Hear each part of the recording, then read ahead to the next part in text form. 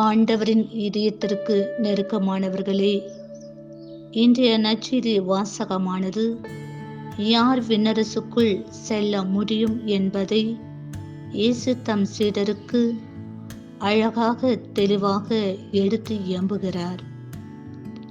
ஆண்டவரே ஆண்டவரே என்று சொல்பவரெல்லாம் விண்ணரசுக்குள் செல்ல முடியாது என்பதை இன்றைய வாசகம் நமக்கு ஆணித்தரமாக சுட்டிக்காட்டுகிறது.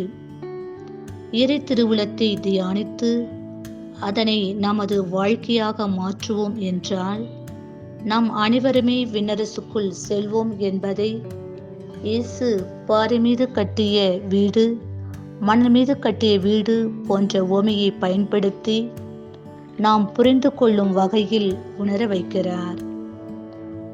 நாம் சில நேரங்களில் இறைவார்த்தையை கேட்டு அதன்படி செயல்படாதவாறு நம் துன்பங்கள், துயரங்கள், சோதனைகள், ஏமாற்றங்கள், எதிர்பாராதவைகள் நம்மை நெருக்கும் பொழுது நாம் மணல் மீது கட்டிய வீடு போல ஆகிவிடுகிறோம். இவற்றுக்கு எதிர்நீச்சல் போட நாம் இறைவார்த்தையின் மீது நம்பிக்கை வைத்து பகலில் நெருப்பு தூணாகவும் இரவில் மேகத்தூணாகவும் இருந்து வழிகாட்டும் இறைவனை கைப்பிடித்து பாறை மீது கட்டிய வீடு போல வலிமையாக இருந்து விண்ணரசுக்குள் செல்வோம்.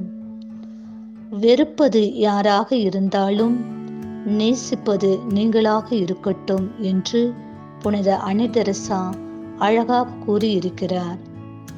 இப்படி இறை திருவுளம் அறிந்து செயல்படும் பொழுது நாம் காற்றையும் புயலையும் வாழ்வில் சந்திக்க நேரிடலாம்.